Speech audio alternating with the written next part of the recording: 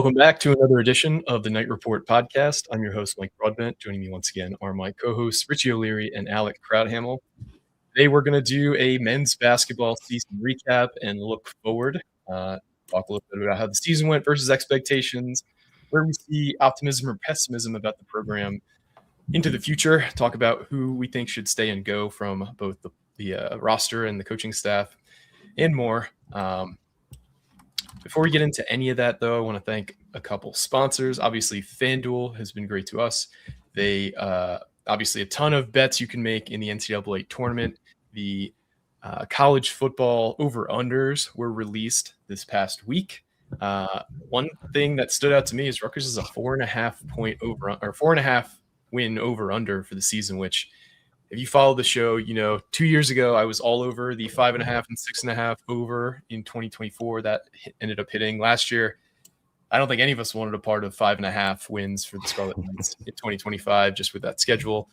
This year, I'm starting to get into the hammer it territory early for the 4.5. I don't know about you guys, but I think that's an easy over at this juncture of where things are at. But I think you're right.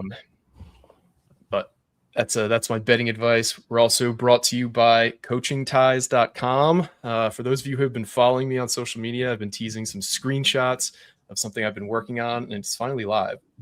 So Coaching Ties shows you the connections between coaches, teams, between regions, and kind of how each of those different coaches have either worked together or worked at a specific school. There's two tiers. There's the fan tier, which gives you kind of the basics of just being able to look up different schools like you see on the screenshot here. And then there's the pro tier, which is where you can really dive into the data and use our dashboard where you can filter by really anything you want: age of the coach, where they're from, what conferences or what schools they've worked at, where they're currently at. There's really just so many filters you can use for a really powerful list generator. Additionally, we have a promo code for you if you want to get started today. Use the promo code TKR. You get 10% off of your subscription. That's to coachingties.com. Let's talk about this Rutgers men's basketball team, though, and kind of where they sat amongst expectations. Because, looking back on it, I posted this and I kind of I mushed myself. I had a perfect season until the Big Ten tournament. I predicted them to go 13 and 18 in the regular season with a 7-4 out of conference and a 6-14 in conference season. And then, of course, my last prediction was they'd lose in the first round of the Big Ten tournament. They ended up beating Minnesota, had a second round exit. But you guys also were very, very close to what their final record ended up being. I'm going to pull that up now, but talk a little bit about the record's one thing. Was this team on the court basically what you expected this year? Better, worse? Where were you guys at in terms of preseason expectations to what this team ended up being? Richie, you can go first. Okay. Basically, there's we almost all kind of called it to a T. If you read my prediction, I said, hey, they're going to lose an out-of-conference game that they shouldn't lose, and it happened. They were in conference play. I didn't expect the Big Ten to be as bad as it was at the bottom. I expected Rutgers to finish 16th, 17th even. But, they finished, 15th? So we're all pretty close record-wise. Yeah, I think I had one less conference win when actually what they got. I also, if you read that, I actually thought Bayfall might have turned into something useful. It was just – yeah, not a great season by any stretch of the word, but I think it's basically what we all expected. It was going to be a lot of struggles. I think Tariq Francis surpassed my expectations by far. He turned into a really good player. It was their best player this past season. But other than that, I think everything else we said was basically pretty on point. It just wasn't a good year. 5-6 wins is what we all predicted for conference play, and that's exactly what they landed with. So, yep, Alec, what were your kind of thoughts? And did this live up to expectations? I definitely think there was a bit of a recalibration between before the season and then say end of December, right before Big Ten play really fully got into the swing of things. because, by that point, I think the expectations were really, really low. I think, most people were expecting the, bottom two in the Big Ten standings. Do they even win 3 games in conference play? But then, as it turned out, like Richie mentioned, the bottom of the Big Ten was really, really bad this year, and Rutgers took advantage of that. And again, one of the reasons why I distinctly remember saying, this team could win 5 or 6 games in conference play, because consistently winning in the Big Ten is hard. So they're probably going to pick someone off. I did predict that before the season. I remember saying I think they'll, win a game that they probably shouldn't in Big Ten play. That obviously ended up not really happening, because all of their wins in the regular season and conference play were against teams below them. But compared to preseason expectations, I think it went about what all of us were kind of predicting. I guess you could switch out Dylan Grant for Tariq Francis as like the go-to guy, the leading scorer role. Macro level, I think a lot of things went about to expectations. I forget if I mentioned if they would lose a game that they shouldn't in non-conference play. Obviously, I didn't think they would lose any of like the landmine, Q4 games, which they obviously ended up doing. But yeah, I feel like, big picture level, it went about to expectations, even just past the record. In terms of like, from where we're at, like right now, given like the team did look better as the season progressed, certain guys like Lino Mark kind of looked night and day different. Shout out to an old sponsor as well. Than they did at the beginning of the year. Like Lino Mark shot developed. You saw a few flashes from guys. I thought Darren Buchanan looked a lot better by the end of the year than he was at the beginning. Where's your general level of optimism or pessimism? So let's say like on a scale of 1 to 10, 1 would be like hardcore pessimist, like nothing good to look forward to. 10 would be, toxic optimism, I guess we can call it, where nothing looks bad whatsoever. Where are you guys at on the optimism pessimism scale right now after the season? Alec, I'll let you go first this time.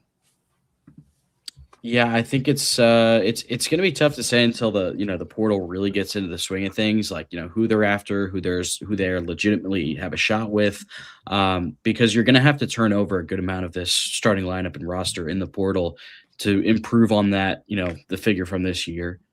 I don't think you can really run it back too much. I mean, obviously you can't replace the entire roster. Rutgers just doesn't have the amount of money that you can turn over the entire roster and upgrade. You're going to have to keep some guys around, and someone like a Tariq Francis, I think you can possibly keep around.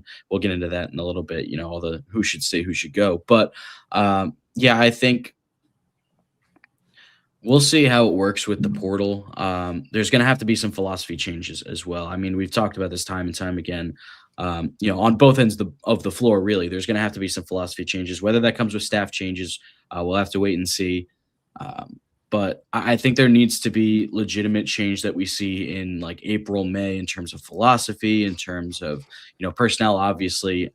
So we'll see. How about you, Rich? Where are you at on the pessimism optimism scale? They're going to listen. They're going to have more money. I don't think there's any question about that. It's hard to have less money. Put it like that. Yeah. How much? So they will. Well, let's take a step back there. How much have you heard that they had this past season for their roster? It's close. I know some people report it on social media like 3 mil, but when you factor in the players era, it's closer to 4 mil.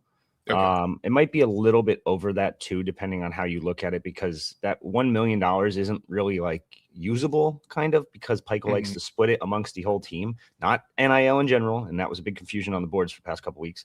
They didn't just split every single NIL, and it's like, yeah, Tariq Francis, you get the same as Bay Fall down at the end of the bench over there. And it's like, no, that's not how it worked.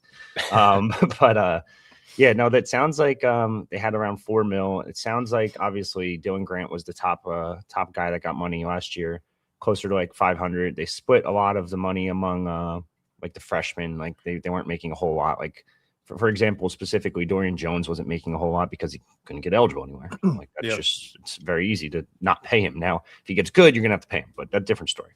Sounds like in terms of the portal guys, Buchanan and Francis were around similar numbers, around like the 400K range. And Dylan Grant was slightly above that. So do the math there. There's a nice chunk of your money already gone, and they didn't have much. So in terms of my optimism for this team, I don't know. It's tough because like high school recruiting hasn't been good for them. Like they have struck out quite a bit in the past. Now you might have got a nice hit in Lino Mark, but you also have 1, maybe 2 hits out of the 7 freshmen you brought in. And it's like, yikes, that's a big, scary situation now. So I don't, do you trust their portal? Do you trust their evaluations in general? Or are they just going to go into the portal and go after guys that they already know already, like the Andre Hyatts of the world, like the Bay Falls of the world, who don't work out at their previous school? And it's like, all right, let's take them in and see if we could turn them into something. So I don't know. Is more money going to help them? Yes, I think it does. But you still have to evaluate that at the end of the day. There's still, just like football, there's a Rutgers tax at the end of the day. So you're going to have to overpay for some of these guys too. You're going to have to overpay to keep some of these guys like Francis. You're going to have to pay him a shit ton of money. So I'm not too optimistic personally, but yeah, that's where, so like I get like when you have little money, you have to get creative with how you're going to actually spend it and how you're going to kind of decide who's worth spending money on and who's kind of worth not. And I feel like that's why they've taken so many freshmen around the edges the past few years. Mm-hmm. Because high school, yeah, exactly. High school players are far less expensive than portal guys. And when you're looking at kind of how Pikiell's had success in the past, where he's taken a guy like Caleb McConnell, and who was really just like a ball of clay with some traits that he really liked, and developed into, an all-league type player by his fourth year. It's hard to take those kind of bets anymore because those guys typically now will go to like an NEC level school, get some playing time early. And that's like the proving ground now. Like the proving ground isn't the practice court. The proving ground is, mid majors or lower or low majors.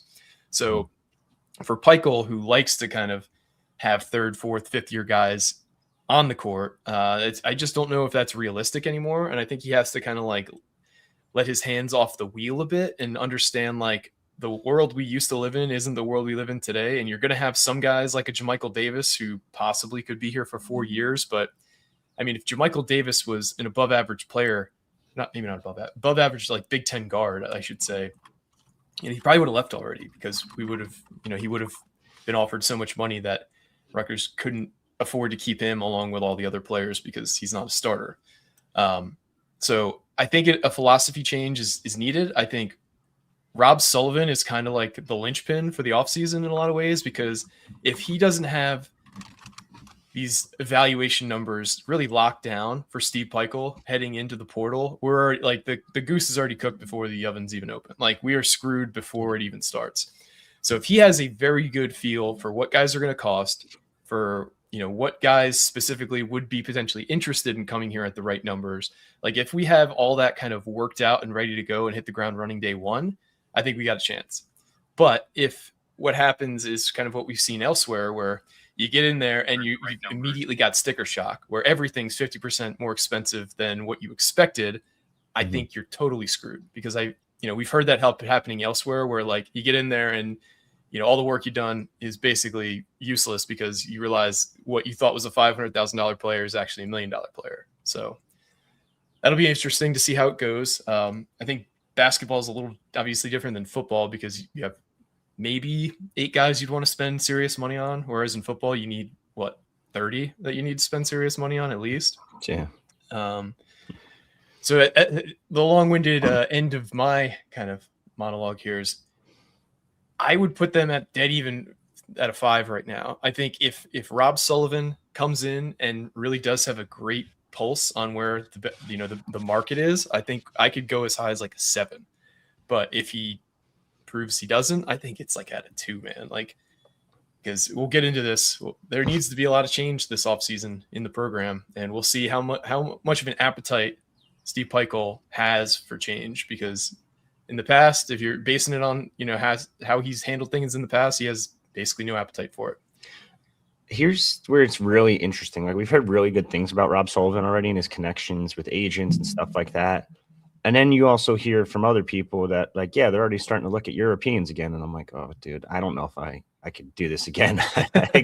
Now, some teams it works for. Like, don't get me wrong. Like, Illinois' team is a very good squad. But it's there's like 9 Europeans out there. And then you're not going to get the top tier in Europe either, because those guys are going to get paid from the Illinois of the world and stuff. So if you're already looking at Europeans at this point, it's kind of a little concerning to me. I feel like that would be like, I don't know. It's just, we really don't know who's going to enter the portal either. But again, on top of Rob Sullivan being like good at his job or not good at his job. There's also rumors about him being the next St. Joe's AD. So it's like, geez, that would be bad timing. Yep. We got Craig Epstein here in the lobby. Craig, where's your general optimism level of the program? 1 being total pessimist, 10 being, unbound optimism. Where are you at right now after how the season went? I'd probably a 4. I'd go a little bit a 5 is kind of that midpoint. I'd say 4 just because it's been now a couple of years now, and it's just since this NIL era is really taken shape, it just hasn't gotten good. The player development hasn't been good, and if it's up to Steve Peichel, it doesn't look like any changes are going to be made to the staff unless Brandon Knight gets a job elsewhere, wherever it may be. But it's like we've said just many times that change needs to be made, whether it's the player development, player scouting the portal, offensively. I mean, that we've talked about that ad nauseum. But just there's so many changes that need to come with this program going into what is probably a make or break year for Steve Peichel. And so far, it looks like no changes are going to be made. And if and we've said it, and it's just been years now that we've said these changes need to be made. And the fact that we're still talking about it is kind of a problem. And I guess a little bit of more of a positive look at it is that they're going to have more money to work with this year. So that's obviously a good thing, and they'll be able to find hopefully better talent. And you just hope they can use this money and spend it wisely and really bring in the talent that they need to hopefully get back to the point where they can possibly be a tournament team. And we could be talking about March Madness at this time next year, as opposed to talking about what we're talking about now, where it's like Steve Peichel is going into a season probably on the hot seat, and who knows what to expect with this program. Yeah, no, it's a very strange year, given the leadership changes at Rutgers, and given this is 4 years now in a row where there's not an NCAA tournament berth. And I mean, we were all so elated that the program got back to kind of where they should be, honestly, in terms of like every season, they should at least be in the discussion for making the tournament. I think so many fans it's like this emotional crash. We hit such high highs and such low lows in the last 5 years that everyone's just kind of like rattled, I guess. We're trying to think like, no, I don't think anybody dislikes Steve Peichel as a person. I don't think anybody dislikes really anything he's done and understands the gravity of it. But at some point, like, either change, or what's Greg Schiano's quote? Like, if you don't like the way something is, don't change it. Change the way you think about it. Yeah, either get out of the situation or change the way you think about it. I think that's kind of the mindset we got to take now. The days of how we did things are over, and now we got to adapt to the new reality. I want to touch on some of these comments before we talk about who should stay and who should go. Or his better one, get comfortable being uncomfortable. There you go. That's another good one. That one's in my Instagram bio for a while. I heard Greg say that, and I'm like, yo, that was awesome. Like, he's spitting fucking bars today. Yeah, he's got fire right now. Mike Holinko, 1881, said, give us as much truth as possible on where you think we are NIL-wise for this cycle, and give us some perspective to fans about where that stacks in the Big Ten. So this is a good kind of like precursor for this discussion of who should stay and who should go. Rich, you've been on the pulse of this more than anybody. Where is Rutgers men's basketball's NIL situation at, and kind of where does that rank amongst Big Ten teams? So we just said before, if you were listening, if you weren't listening, I'm just going to repeat it. They had around close to $4 million last year, maybe a little bit over that, depending on how you factor in players error, all that other nonsense. Sounds like this year the goal was, and Kelly Sin said this on the Rutgers Rant podcast recently. They set a goal. They didn't say what the number was, but then they surpassed that goal. So now they got a little bit more money than what the goal was. The goal was $8 million. They surpassed it. It sounds like they were pushing towards $10 million for the offseason. Now that's rev share, that's NIL, that's everything. So you got to throw all that together. Getting around $10 million probably puts you in the middle of the Big Ten, probably like the lower middle, I would say, like maybe like more closer to like the 11, 12 range around there. It's really hard to tell because you don't know what these other schools are going to do. Now, I know this offseason it was reported that I think up to 12 to 13 schools spent over $10 million in NIL. I don't know if those numbers included rev share or not, But obviously, there's going to be a jump again. There's a jump every year now. Like, it's just going to be more and more money every year. And that kind of hurt football a little bit, too. Yeah. And we talked about that. Like, they were going to go into the offseason. They had some good money. They thought they were closer to, like, the 7 to 8 range in the Big Ten. But when it came down to it, it's like, no, they weren't. Like, the money just completely inflated. And everyone's numbers went from, hey, this kid's going to get 500,000. No, he's going to get $1 million now. So now I'm curious how it's going to work. I talked to an agent who specifically said the inflation numbers for like top guys were between like 50 and 70% from what they got last offseason. And it's going to be the same with hoops. It's just inevitable. Now, that's where it gets really interesting is how do you spend it? Because like I like Tariq Francis, who in last year's budget probably makes $750 based off of what he did this year.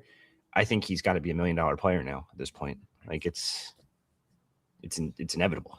Which, you know, if we're talking about percentage of budget, that'd be 10% of your budget. Let's just stick with the $10 million figure for our discussion because it's just nice and round and easy to remember. So let's kind of dive into that, like in terms of who should stay and who should go. If you think Tariq Francis is roughly $1 million player, that's 10% of our budget. I'm kind of looking at this like an NBA team in terms of, you know, salaries and things like that. If you look at like the Supermax, for those who aren't NBA fans, the biggest contract you can give in the NBA is called a Supermax deal. That's 35% of the team's salary at the time of signing. So, you know, this offseason, I don't know what the number would be, but it's basically like 35% of your cap goes to one player. So 10% in terms of an NBA type salary structure would be like, you know, your sixth man.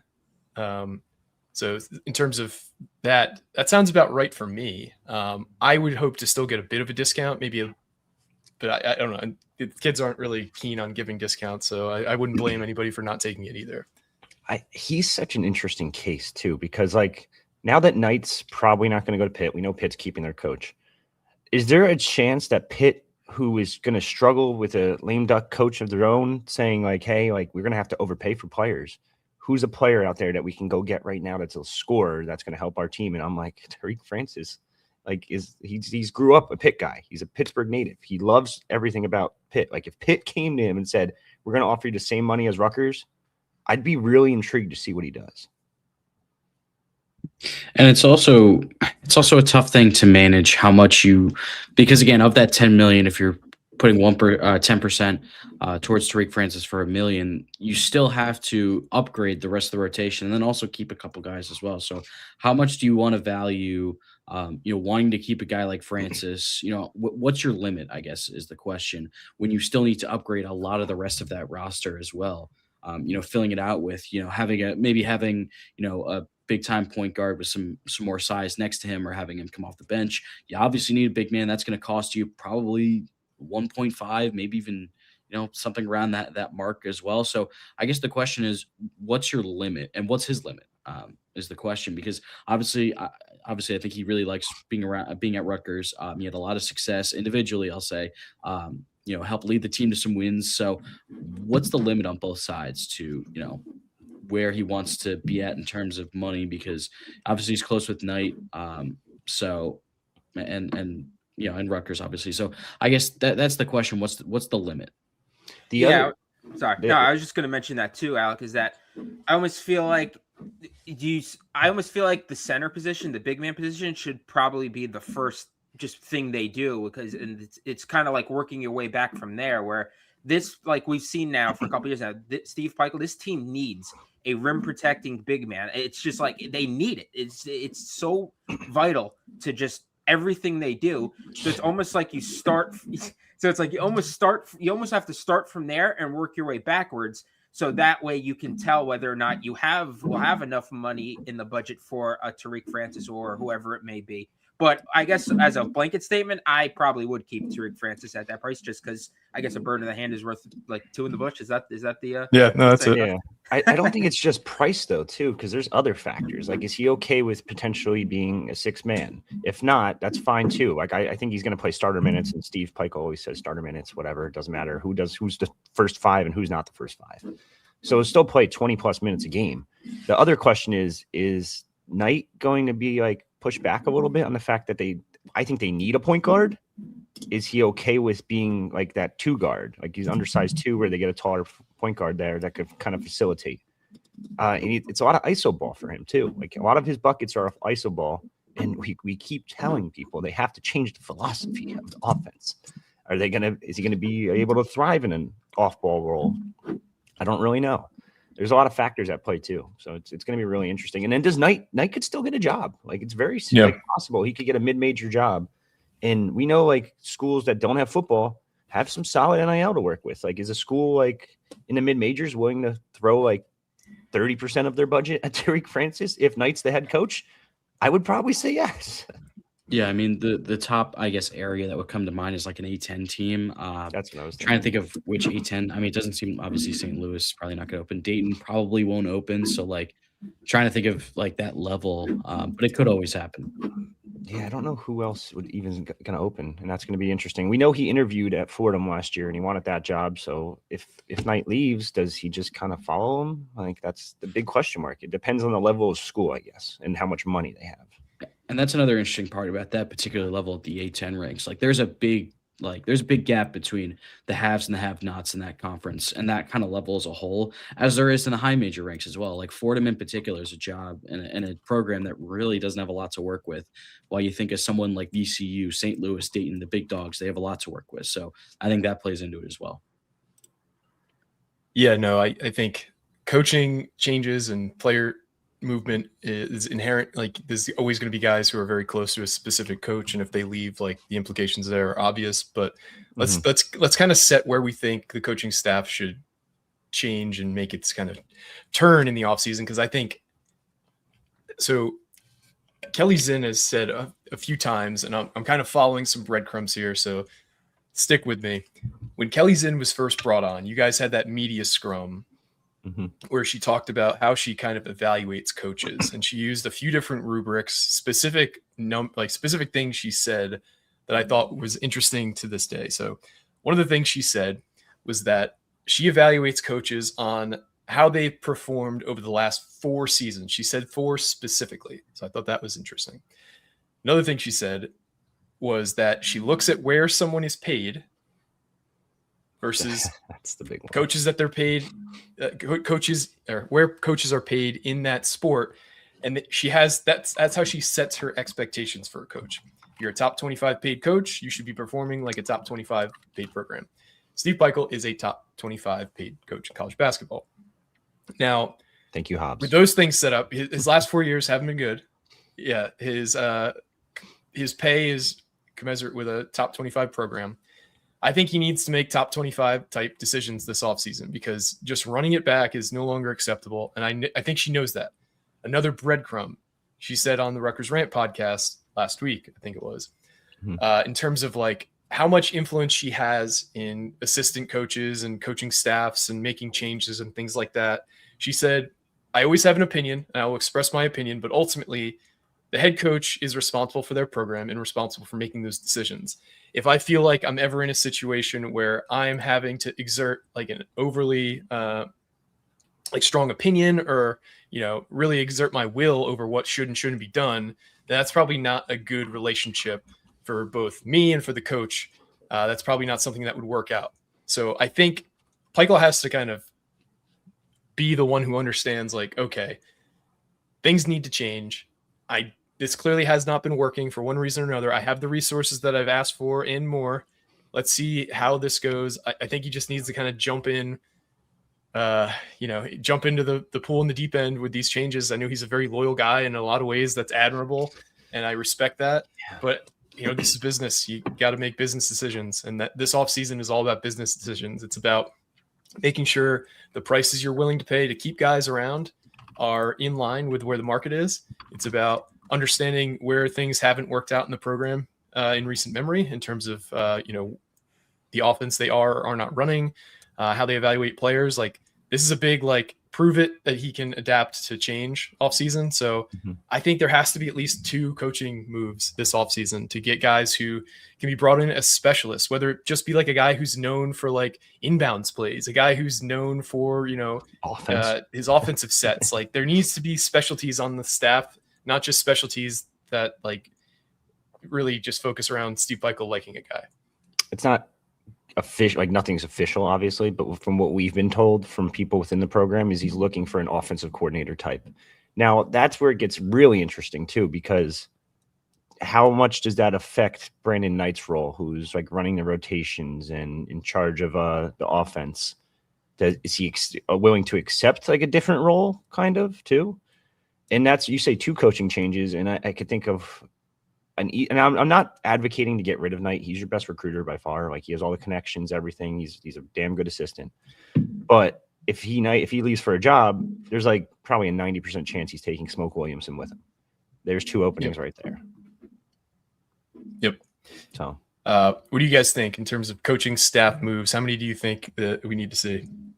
Well, I think, the biggest thing we've said again for years now is they got to find an almost offensive coordinator type guy that really can just fix this offense. Because how many times have we posted, just the shot charts of just mid-range shot after mid-range shot, when the entire, quality college basketball world lives in the paint and the 3-point line. That's just like the bare minimum of what you need to do to function as an offense in now 2026.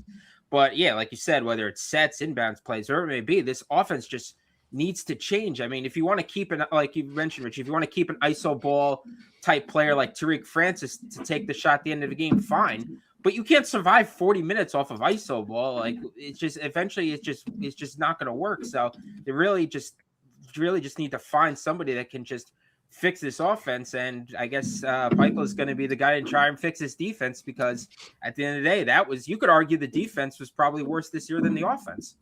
It was, by far. Yeah. You could fix the defense though with honestly 2 additions. Better just players. get a wing that can guard, get a point guard that can guard, get a center. I should say 3. Center is the most important part. Get a center that can protect the rim.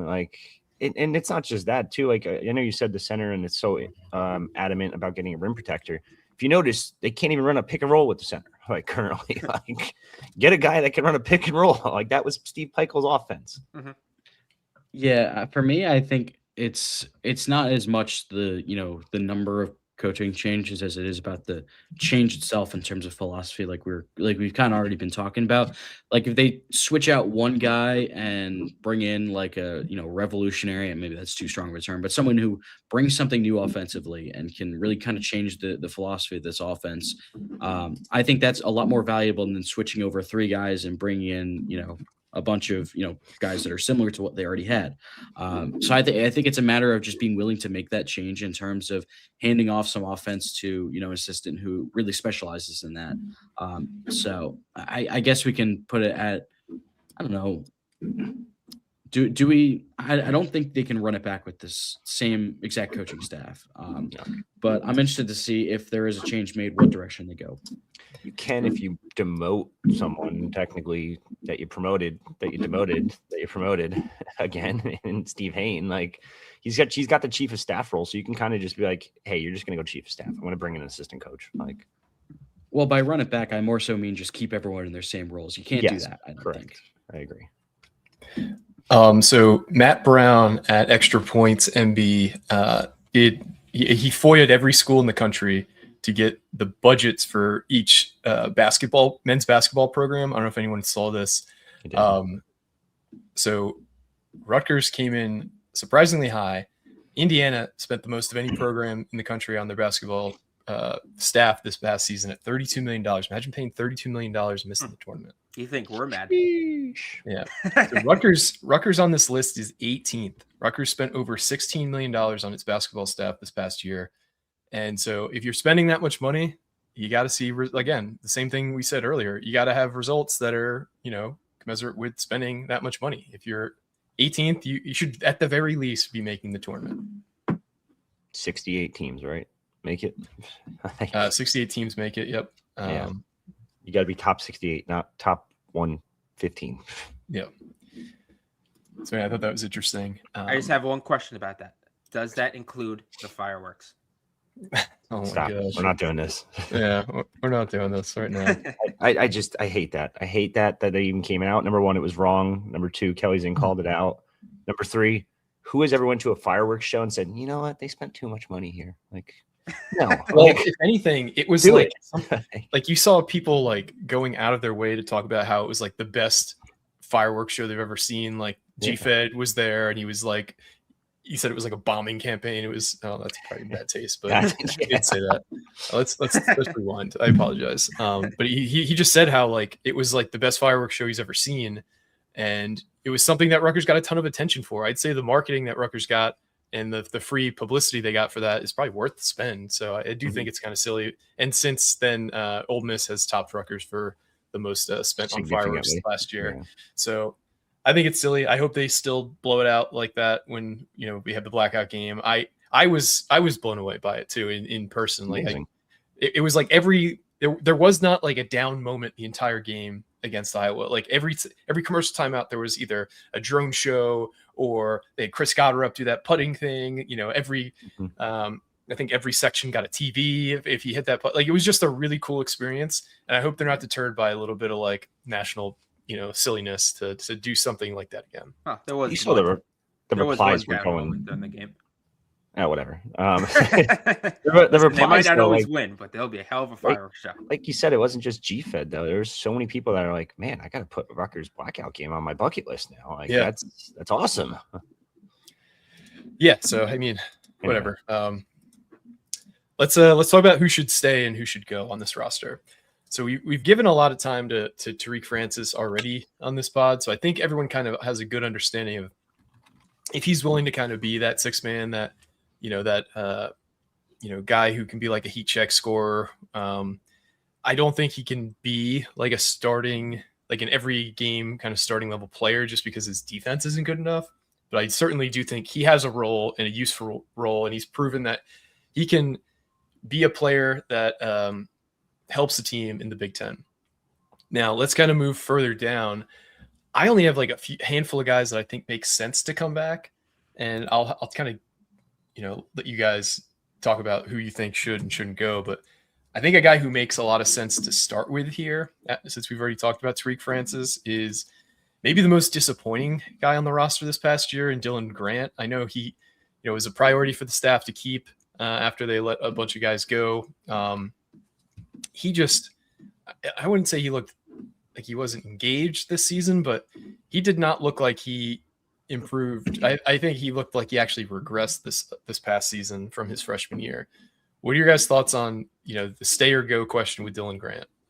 Richie, I'll let you start.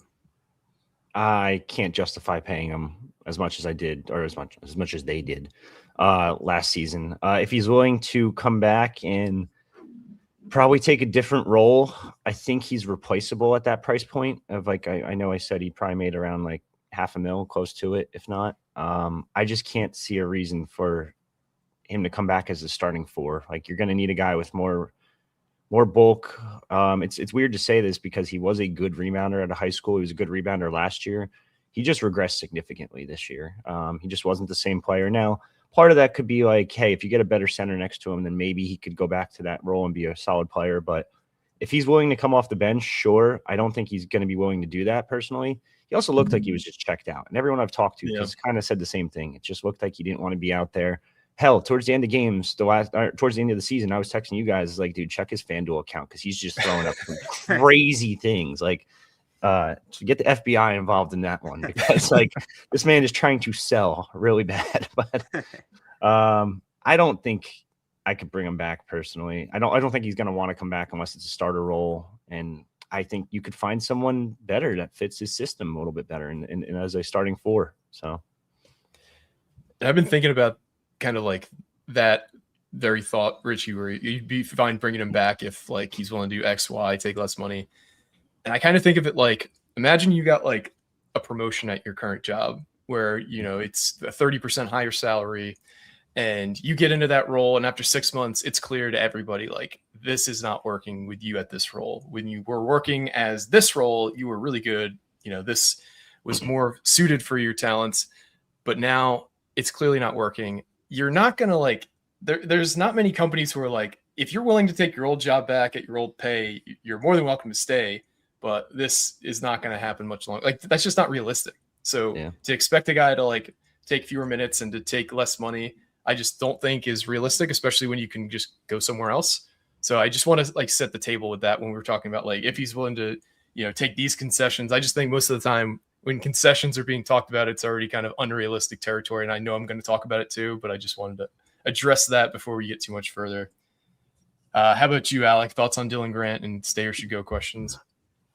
Yeah, I'm kind of with you guys where this kind of just seems like it's headed toward a parting of ways. He didn't take. He definitely showed some flashes of taking that next step into that leading scorer role, like we kind of all projected him to be heading into the year. But once Big Ten play came around, it just really didn't translate to conference play when the competition really took a step up. He got sick, and I think from there he just kind of never really got back to that point that he was at the beginning of the year.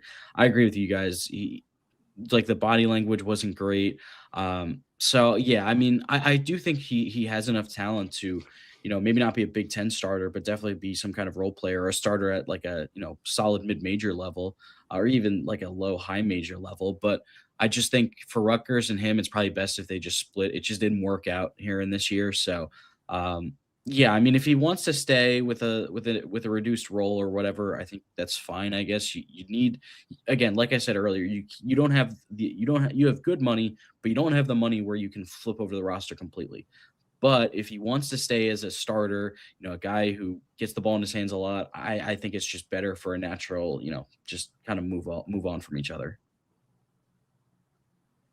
Yeah, I would agree with that. Is that you can say this for everybody that if the price is right, you can stay. But he was probably the most disappointing player of this entire season because I remember we went into the season talking about him being pound for pound the best player on this team, and coming out of his freshman year, he looked good. But like you said, he seemed to get. You would think with the bigger role, he would have shined more, but instead, he just completely regressed. I mean, I know he had that bout of flu early in the season that really kind of hampered his game for that bit of time. But I mean, that was like early in the season, so you can't run with that excuse the entire year. And it was not good. It was just not good to see him regress. And that also kind of puzzles me why a little bit that people just expect that if these freshmen stick around, that that this team is going to be like much better next year. When, back then Pikel's bread and butter was kind of player development, but like a guy like Dylan Grant just didn't develop from year to year. And it's like we said, it probably looks like he's going to go elsewhere. And it just kind of stinks to see a guy with his kind of like traits and the skill that he showed us his freshman year just kind of fizzled out. Yeah, no, it's and you got to wonder like how much playing alongside 2 top 5 picks made it easier for him to kind of get some easier looks and be that kind of defensive glue guy throughout the middle of the season. I like him as a player. It's just I didn't see enough really to justify bumping his salary up, which is realistically what you'd need to do to keep him. Mm-hmm. I will say in a more, I guess for lack of a better term, modern pro style type offense, I think he has a fit as a really athletic guy who can, spot up from 3. He showed a little bit of flashes of that, didn't take a, huge step forward from what we kind of thought it could last year, but he still has shown flashes of that while also being a potential lob threat, just kind of one of those baseline guys. And he showed some flashes on defense and rebounding as well. So I do think there's something there with him. I don't think it's going to happen at Rutgers. Yep, I totally agree. Let's keep moving down the list, though. I'm just going by who scored the most points this past season. Next up is Darren Buchanan Jr. I would like to keep Darren Buchanan Jr. I think he's the type of guy you need, a guy with a lot of experience, a guy who clearly was not in the right role for him to start the season, but by middle of the year, I think they really kind of figured out how he should be best utilized. He is kind of that weird body type where he doesn't have the foot speed to be a guard. He's not really long enough to be a wing, but he's something. There's something there. So I think he could be a useful 6th, 7th man next year. So I hope they keep him. Craig, what are your thoughts on whether or not Darren Buchanan should stay or go? No, I agree. I think with everybody on this team, we've seen them show flashes of, hey, this guy's good. He should stay for next year, and then they'll show flashes of, So that's why he's he hit the transfer portal again. But Buchanan did show. I mean, he showed when he gets going, he is one hell of a hard guy to stop.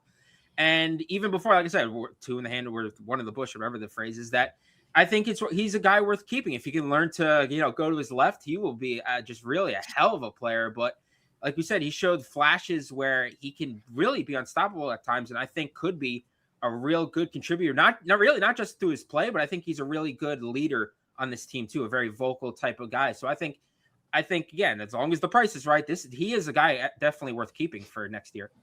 How about you, Alec? Thoughts on staying or going for Darren Buchanan? I would agree with that. Trying to keep him around again, obviously price point, being the big thing there. But yeah, I agree that I think he knows his role. He values his role. He'll do whatever it takes to, if they need him to play center, which because of the lack of production and injuries and stuff in that center room, they needed him to do a whole lot. He was willing to do it. He was happy to do it. Talking to him a lot in post games, he was always willing to take on that role. And I think he does have value as kind of that like versatile guy where you can put him at a big spot. You can put him at the wing and he can do a little bit of a lot of different things, that versatile skill set. I think you need that. Now, is he a full-blown starter? I don't think you can lock him into that right now. I think he's best suited as like a, first or second guy off the bench. Just a guy that you can throw in. He can create for himself at certain points. I feel like his passing got better at points. He still had a few misfires here and there, but compared to where it was in the beginning of the season, some of his playmaking, it did improve. So he's a guy that you can kind of put in and, he can do some things on his own as well, where he doesn't need someone to manufacture touches for him. Like he can attack a closeout and go up against a bigger guy and finish at the rim. So I think he would definitely be a valuable piece to keep around on and off the floor. Thoughts on Buchanan, Richie? Yeah, keep him. I think you have to. He's a Pikel guy through and through. At the very worst, he could be a kind of that leadership role for the team. He loves Pikel. He probably, and I think he said this before, I don't have the exact quote, but that he should have probably just went to Rutgers in the first place instead of Virginia Tech and then George Washington. But he loves the staff. He'll kind of relay their message to those guys. I think there's games where he'll be the leading scorer. I think there's games where he'll be the leading rebounder. Hell, there's games where he'll have the leader in assists. He can kind of do a little bit of everything, but he doesn't do everything at like a high rate. So it's like he's probably not a starter. But off the bench, I think he's a very good contributor, and I think there's a role for him on this team somewhere. Let's keep it moving down the list here. Next on the highest scorers list is JaMychal Davis. So JaMychal Davis, I think ultimately will end up being back, and I think Steve Pikel deep down really wants that. He wants that end of year presser where he can be like, JaMychal Davis, he's a guy, old school player. You don't see many guys stick around 4 years anymore in college basketball in 2026. I love JaMychal. We're going to miss him a ton. He brought some great leadership. He's been a great Scarlet Knight for 4 years. But I think he wants to desperately say things like that about JaMychal Davis. And for that reason, I think he's back. And I think he's comfortable playing like a bench role, like maybe as an eighth or ninth man. So if you can get him back at that, I think JaMychal Davis, I'd welcome back with open arms. What are your thoughts on JaMychal Davis staying or going, Alec? I will add that if this were to come to fruition, you'd probably say preseason and about 10 different times during the season as well. But yeah, I mean, here's the thing. Again, I don't think you can really justify bringing back this entire backcourt because you do need upgrades. And if JaMychal Davis, wants a bigger role, to be a starting type player or like a bigger role player for his senior year, he's probably better off going elsewhere, and obviously, making a little more money as well. Probably better off going elsewhere. But if he wants to be that, like, I guess second guard off the bench, be that 4-year guy, I guess you could take him back. I just think you could do better in terms of getting an upgrade at the starting point guard spot. It's kind of up in the air. It's just a matter of what he wants, and if he wants to stay, be a 4-year guy, and be kind of like take on a lesser role than he had this year, then I guess fine. But it's just a matter of what he wants. Yeah, I agree with that. Do I think JaMychal Davis will be back? Yes. Do I necessarily want him to come back? Not really, to be honest. It's kind of like, it's just, again, another guy with the development really wasn't there that much. I mean, we saw he came in as like a really defensive stopper guy, but his offense wasn't there. His offense has gotten better, a little bit better as the years have gone by, but now the defense has kind of fallen back. So again, if he's willing to stay as like you said, like a the two coming off the bench or whatever it may be. We saw, it was always a weird thing that he would go from basically what was he last year, like behind Dylan Harper and whatever, but now he was until Tariq Francis really kind of took over. He was expected to be the lead guy, but that's really not his type of role. So if he's willing to be a guy to take a lesser role and just wants to stick around and be, like you said, that 4-year guy for Rutgers, so be it. But again, it's like, do I think they necessarily need him to come back? Probably not. I will say he has legitimately improved as a shooter, which I don't think many of us would have predicted coming into when he first came into Rutgers, when shooting was one of his kind of issues. So at least he has that going for him. And again, I guess if he wants to parlay that into a bigger role for his senior year, that could always do that. Yeah, he got better offensively, but he got worse defensively. He wasn't that defensive guard that we thought he could be, like a Jacob Young type-esque. Now that's probably putting a stretch on it because Jacob Young was just a damn good defender at the guard position. But he was also an elite athlete. Yes, that also helps. There's a reason he was playing in the G League for a couple of years. I think he's overseas now, but regardless, I don't think he comes back personally. Would I bring him back for the right price? Sure. For a cheap price, down the bench option, yeah, sure. I'll bring you back. But in reality, I don't think he ends up coming back. I could see him at like a Chattanooga because he's from there. I could see him down. I don't even know who else around that area that would reach out, but he's from that Georgia, Tennessee area. So I could see him going to one of those schools in the lower level, being a starter and just finishing out his career somewhere else. But again, like Alex said, the backcourt needs to change. Like, it needs to change significantly. Is he going to be okay with playing? It's not a 6-man role. It's maybe not even a 7-man role. Like, it might be like the 8th man on the team role. Is he okay with that? Sure. If he wants to do that and he's willing to take a little bit, not that much money, why not? Bring him back. You get that, again, another guy that's a leader on the team, can relay the message from the coaching staff to the players. So sure in that regard, but I don't think personally, if I was running the team, I would bring him back. Let's keep this moving down the list here. Heron Zerno is the next high scorer on the team.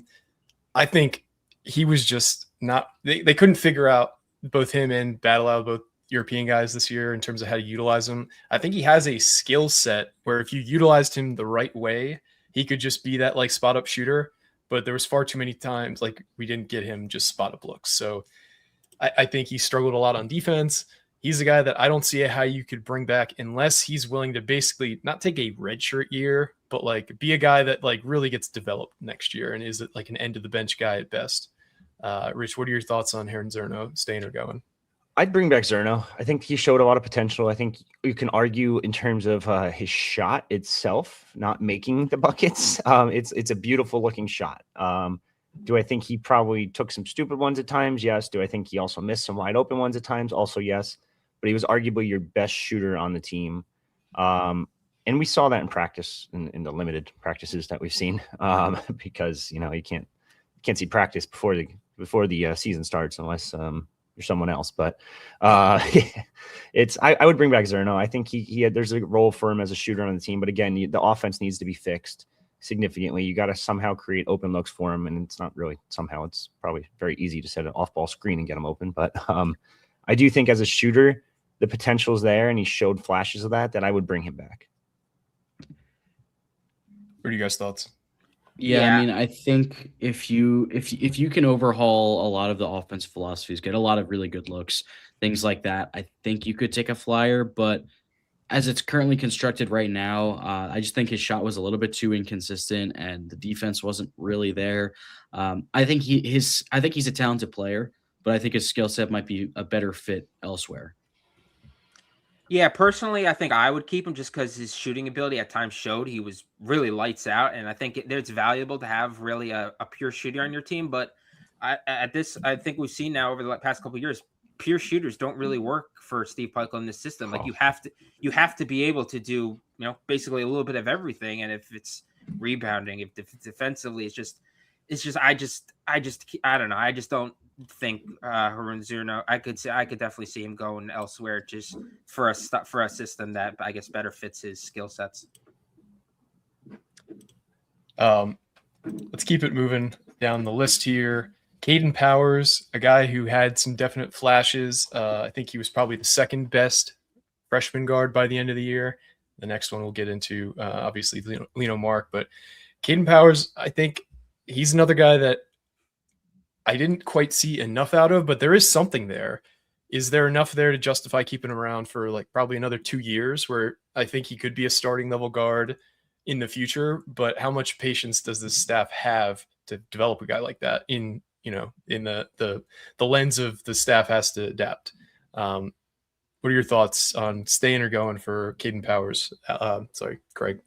Yeah, I think it's honestly a case of you have to look at who you're bringing in compared to like who you're kind of taking out. So, I mean, if you can bring in a guy from the transfer portal who's just, a quality player, but you're kind of running out of wiggle room for spots, then he's probably a guy that you kind of nudge out. But if you can keep him, and as like you said, we've seen that we think there is something there that if you can keep him and hopefully develop him, then yeah, he's a guy worth keeping. But if Rutgers takes that potentially $10 million to have and find, a really quality player that they feel like could make the team better next year, as opposed to waiting maybe 2 years for Caden Powers to hit his peak, then yeah, that's probably what you do, is that you take the guy now and kind of say, unfortunately, like it's like we said before, like the days of development are kind of going away. And Pikel even talked about, I think in his last presser, that this team needs to get older. And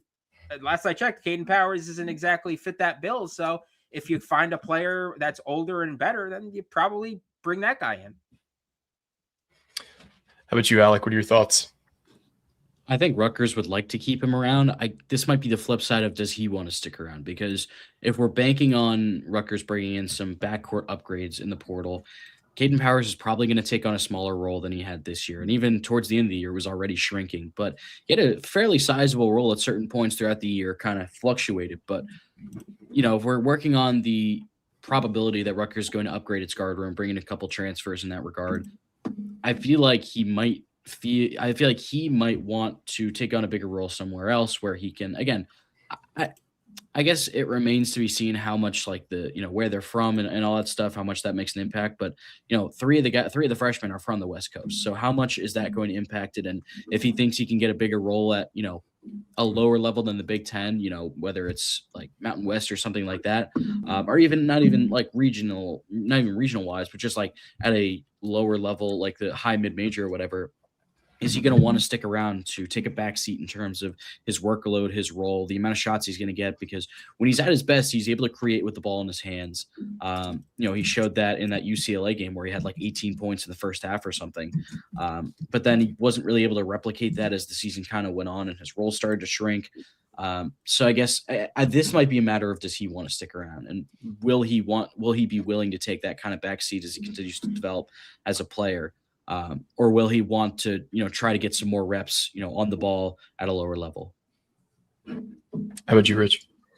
Yeah, I think he returns. I think out of all the freshmen, I think I'd argue he's probably the most likely to return. I think there's a good shot that he'll have a solid role next year. I don't know what that role would be. I don't think he'll be a starter, obviously.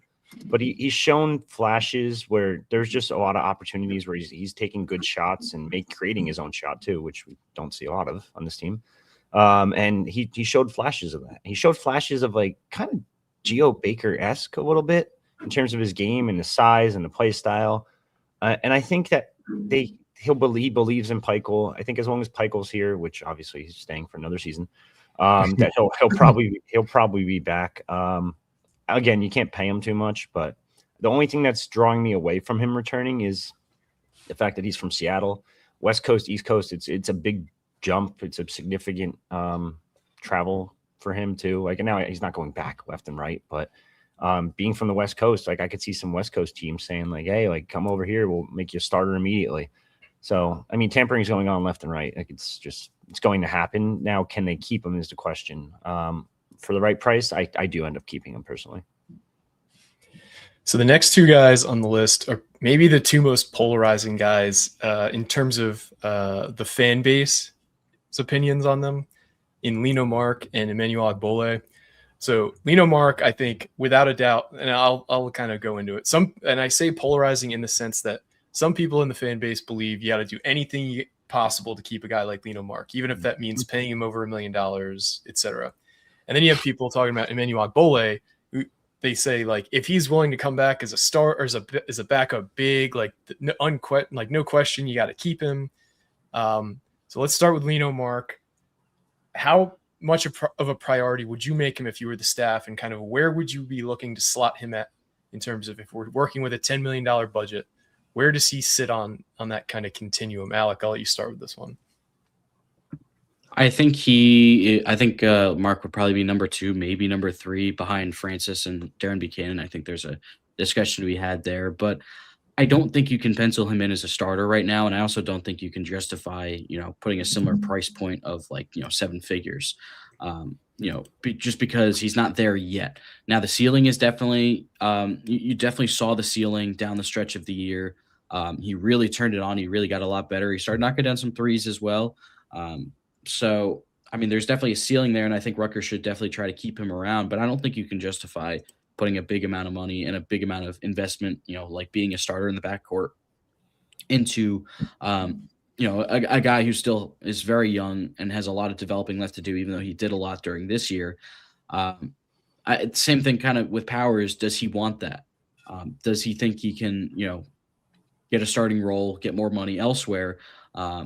If he does, then unfortunately, as unfortunate it would be to see his development, walk out the door, I don't think you can justify putting too much money and too much of a promised role into Lino, Mark. When you still need, again, upgrades in the backcourt, you need some size in the backcourt. If we're operating under our current projections right now, you're still running back a lot of the same backcourt, and the 3 smallest guys from the backcourt would still be there. You need size, especially in the Big Ten. So I don't think you can keep all of them. So there has to, like I was talking about with Tariq Francis, there has to be a limit somewhere. How about you, Rich? I don't see him staying. I just don't think he stays. I don't think he's interested in staying.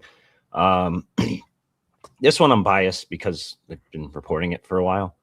But it just sounds like he doesn't really have interest in, and I feel like his game, a lot of people I've talked to in his side of the whole madness thing, whatever you want to call it, from his group are saying that he wants out. He wants a better fit for his offensive game, a better fit for just how he plays. I think a lot of people want to keep him. There's people on the boards that are saying paying him like $800, $900. Even some people suggested paying him $1 million, which is insane to me. Like, he averaged 5 points. Did he play better towards the last 5-6 games of the season? Yes. Take away that one game where he went like 0-5. But like at the beginning of the season, he went 0 for 24 from 3. The game is all about offense now. You need to score buckets. The main part of scoring those buckets is either at the rim or from the 3-point line. No one really hits the mid-range anymore. Like, it's just not it's not a thing. And Rutgers is one of the worst mid-range shooting in terms of 2-point average distance. Rutgers is like 361st in the country. There's only 364 teams. Like, they're one of the worst when it comes to taking those shots and not hitting those shots on top of it. So I need a better scorer from the guard position. I can't justify paying him that much just to return. I think he has potential. I think he could be a good player. I also think I kind of agree with his people and he is probably a better fit elsewhere. So again, also West Coast guy, LA guy. I could see him going to the West Coast and going somewhere around there. But I feel like he's almost had a foot out the door for 3 months now, 2 months. And how about you, Craig? What are your thoughts on Lino, Mark? Yeah, personally, I would like to keep him just because I do think he showed signs of being, a really good player. But at the same time, like you said, Rich, if he has a foot out the door, like I would like to keep Francis and Mark together, but I'm not dumping $2 million into keeping them here. So I mean, if $1 million is what it takes to keep Mark, then just kind of like goodbye. Like, he's not $1 million player. So at the end of the day, it really comes down to price. So if he's willing to stay at a decent price, yeah. But if he's asking for, I guess a Rutgers tax because he doesn't necessarily like the system here, then you kind of just have to let him go. And it stinks that it's come to this. But again, this is why we've been talking about that. Really kind of recruit high schoolers at your own risk, because it is really, really hard to keep them. And yeah, so would I keep him? I mean, yeah, if it was up to me, I would keep him. He'd probably be priority number 2 for me. But do I think he's going to stay? Probably not. Yeah, I think going through this exercise, I think there is a pretty clear top tier of guys you would want to keep in terms of at the right price, at the right role, and it's Tariq Francis, it's Darren Buchanan, and it's Lino Mark. But like we've kind of been reiterating time and time again, it has to be the right fit, and they have to be willing to take the right role for the right money. The final guy I want to go in on, like individually, is Emmanuel Ogbole. I think he's going to be 26 at the start of next season. I think there has been a clear cap on what he can be as a player. I don't think there's a whole lot more of development that can be done. Like, he's a guy they don't trust on offense, who has shown if he's, gonna just dunk the ball immediately or maybe catch some lobs, that's one thing, but anything else to expect out of him on offense is unrealistic. And I think we saw how the staff used him is a pretty good indicator that they don't trust him offensively. I think defensively, he's shown some very bright flashes, but also there's been plenty of times where, he's been out of position. He's gotten a lot of fouls early on. I think defensively, he's a fine backup, but offensively, I think he's a bit of a black hole. So I don't see how you can realistically bring him back, because I think there's going to be better options for the amount of money that they're going to be able to spend. Who's got some strong feelings on stay or go for Emmanuel Ogbole? Gone. I mean, I think there was a lot of finality with what Steve Pikiell was talking about at the Big Ten tournament. That's a good point. So I think they are all preparing for him to depart. And I don't think that would be a bad thing. I just think, I think some of his late season flashes kind of clouded a lot of like the issues that the center room had. Again, this was one of the worst performing center rooms in the entire high major, particularly in the Big Ten as well. But yeah, I mean, I don't think you can. I don't think it's a good idea to run that back. The offense still isn't there. Like, the defense definitely showed some flashes in rebounding, but there was a lot of times when, there was just a flat out, like Tom Izzo in both games against Michigan State, the Spartans went after him pretty much every single time down the floor. And then they replaced him with Darren Buchanan. They basically went after every center that Rutgers had in both games against Rutgers that played Michigan State. So, yeah, I just think it's best for both parties to go separate ways.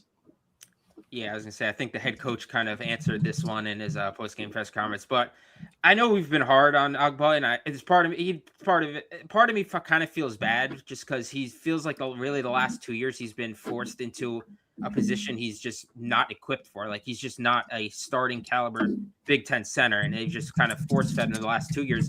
Last year he got passed up, but this year, I mean, fall was just.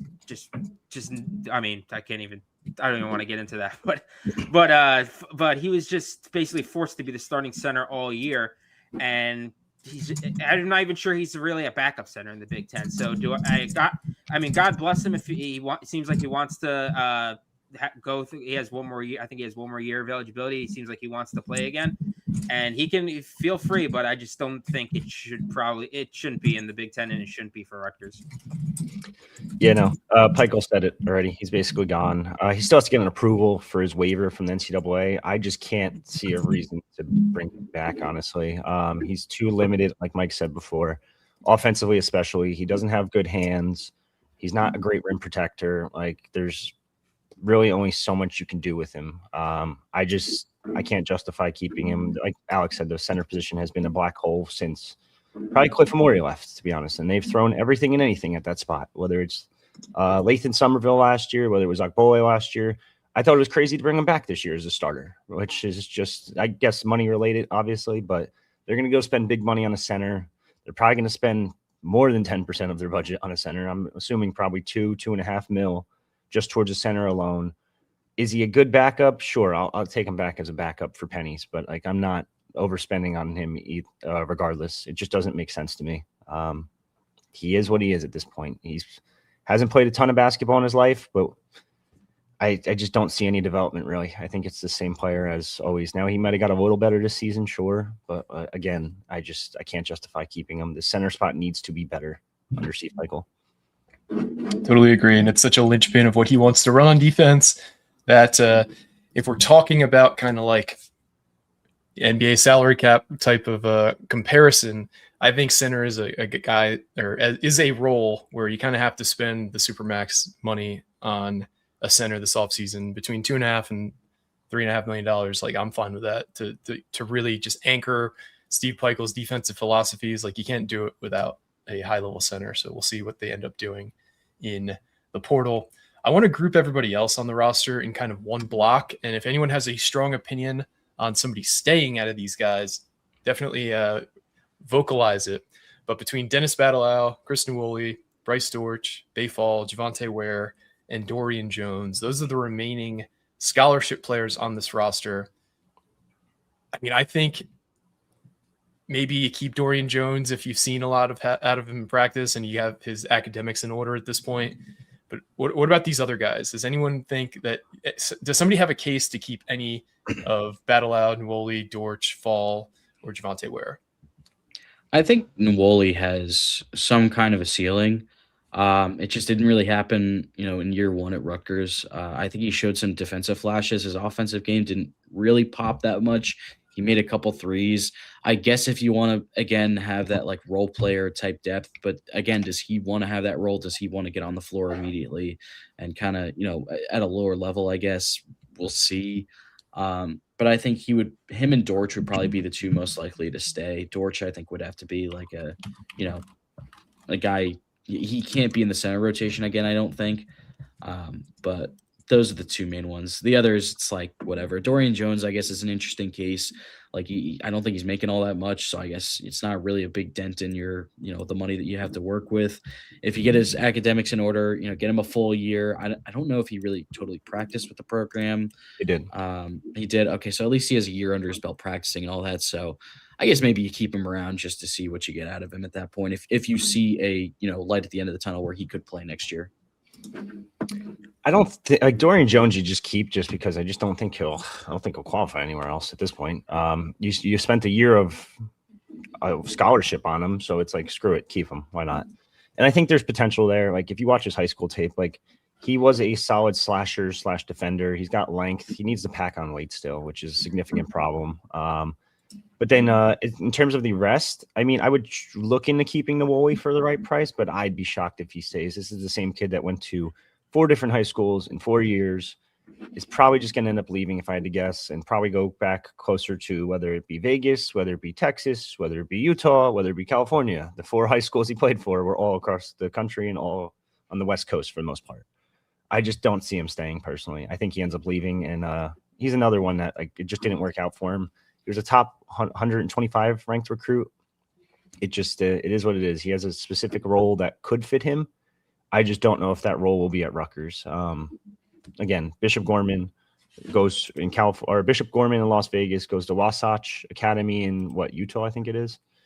Sierra Canyon in California, and then Dynamic Prep in Texas. So it's like the kid moves all the time. I could just see him end up moving again. Yeah, I would say Nwoli, Dortch, and Jones are really just the ones I would consider just really because of potential. Nwoli, I think, probably has the most potential out of the 3. Dortch is almost, again, a case of I kind of feel bad that it feels like he's just been kind of put in a position where he doesn't really fit. So I'd like to see maybe another shot of somewhere that, a role that he, would be better at. But I just probably don't think that's here. And Jones is just a case of, we just have no idea because we haven't seen anything of it. He came in as a pretty high-end recruit, but there's been problems getting him onto the court. So I would like to see what he's got before before he leaves. Yeah, without a doubt. Somebody in the comments asked, does Peichel need a good season win-wise to stay after the season, or the team pass an eye test? What kind of is your guys' criteria now that we've kind of talked about who should stay, who should go, kind of where we think money should be spent? What's your guys' criteria for what it looks like to justify?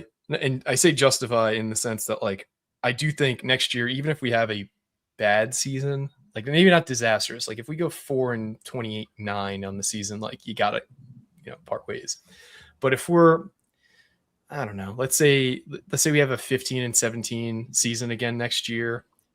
I don't know how you can justify also getting together that roughly $20 million it'll take to buy him out. So what does it take to turn the momentum around on Steve Peichel's tenure at Rutgers in your guys' opinions? Rich, I'll let you start with this one. So it'd be 16 mil after next season. We saw a program, I'll say similar to Rutgers, and Pitt basically say, yeah, we can't afford that. We're not doing that.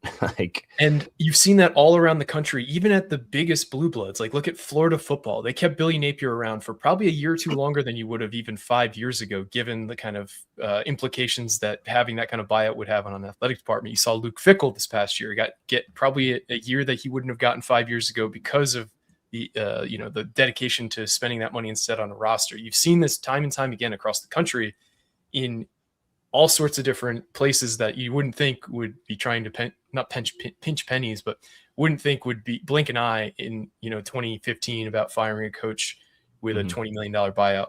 But yeah, I agree, Rich.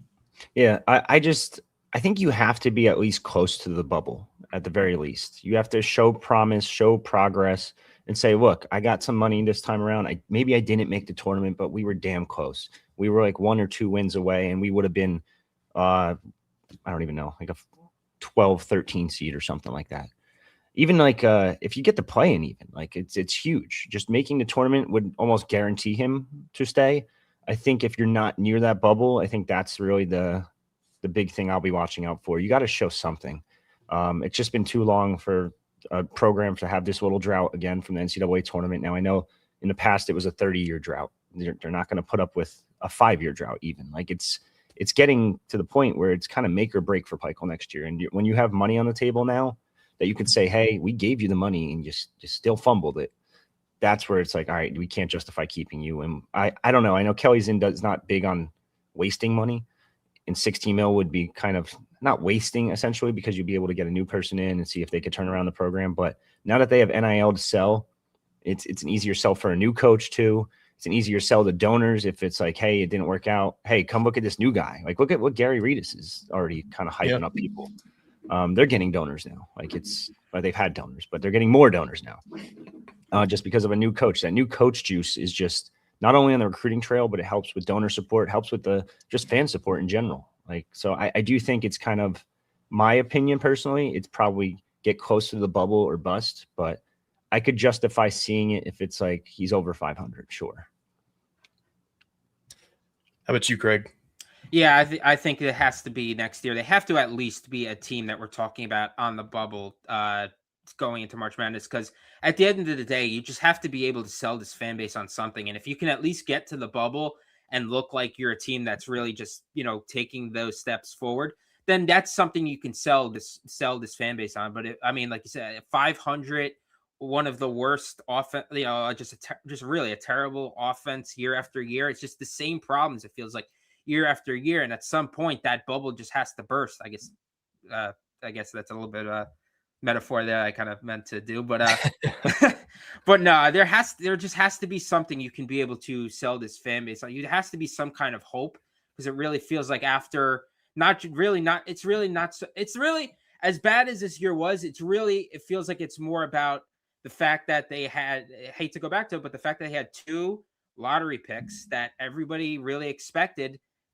potentially some type of run, and to have that be just such a letdown of a season, and to follow it up with just another just ho-hum type of season. At some point you have to be able to sell this fan base on something, and like we said, the money's going to be there. And like you said, Kelly Send expects that if you're paid like a top 25 coach, you should be a top 25 caliber team. So at the end of the day, you just have to, again, it feels like we're just kind of grasping at straws here, that even making the tournament is not a requirement. It's just get to the bubble and we'll be kind of happy. But at the end, this should be a program that at some point, sooner rather than later, we can be here talking about breaking down a potential March Madness game. How about you, Alec? Yeah, I don't think there's a distinct what's it called? I don't think there's like an actual, win-loss record that you have to fill. Like, if you go, 15 and 17, whatever, then you got to make a change. But I think there needs to be tangible improvement and progress, just in terms of, getting back to where it needs to be. I think you need to see some kind of, offensive improvement, defensive improvement, obviously.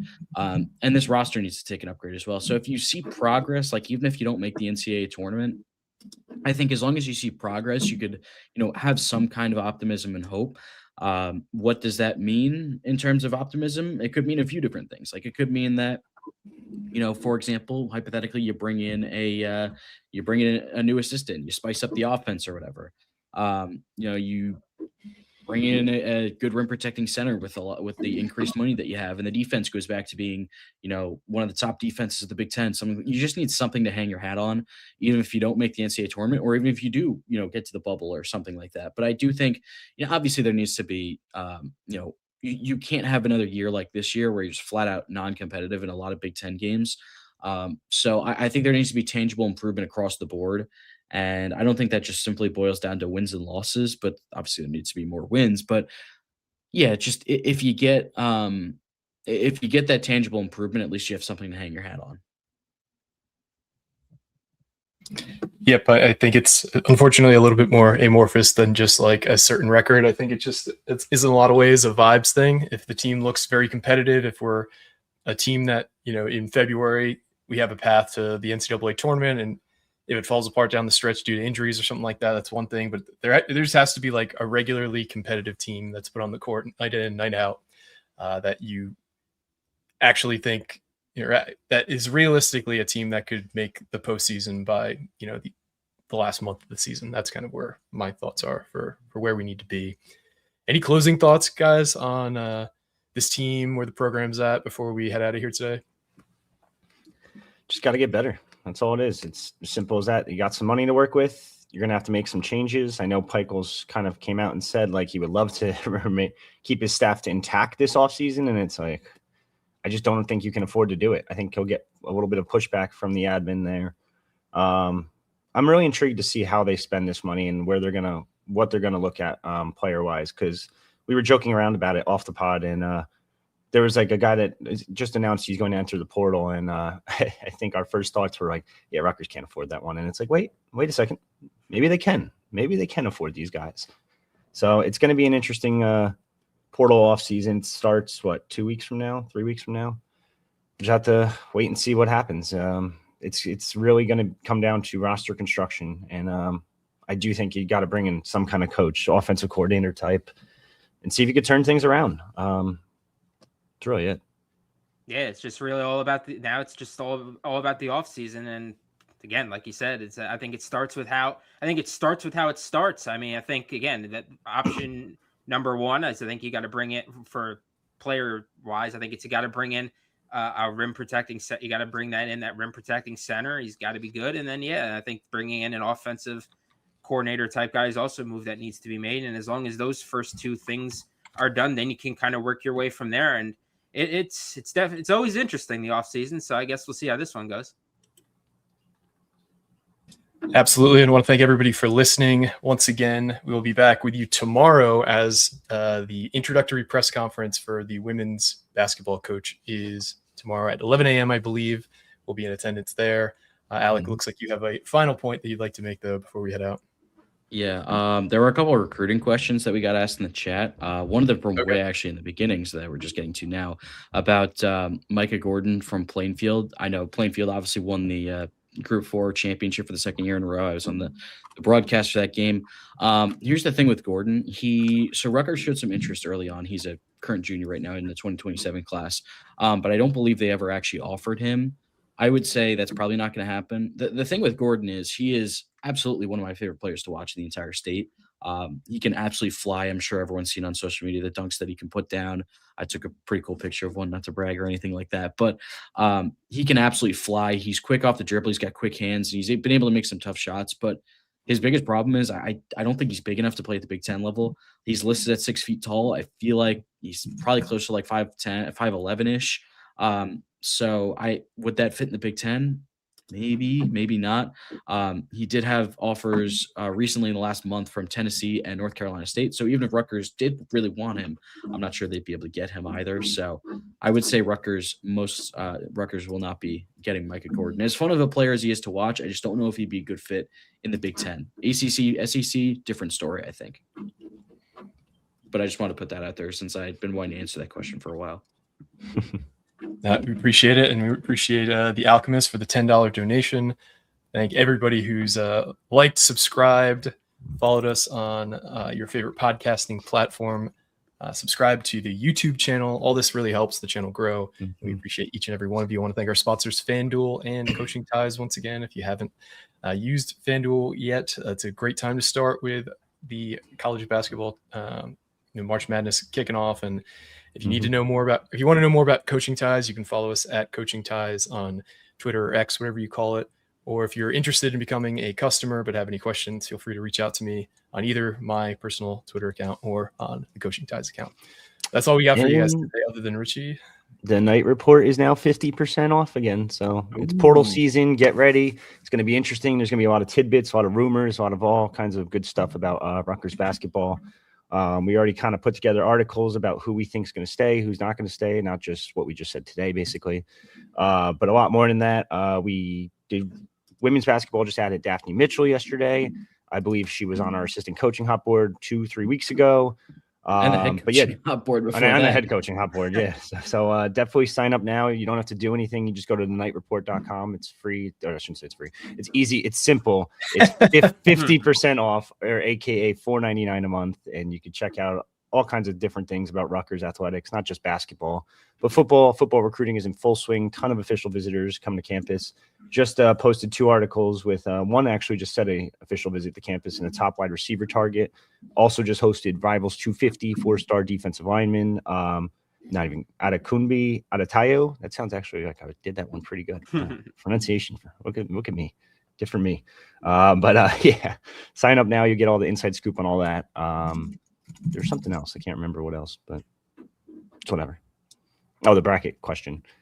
We're not going to run a bracket through the night report, but I'm going to run one on the side, if you know what I mean. And if you want to get in, it's 25 beans. We'll put it like that. Message me and I'll send you the link. Interesting. Yeah. All right. Well, thanks once again, everybody, for listening. But for me, Richie, Alec, and Craig, it's been another edition of the Night Report podcast. Signing off.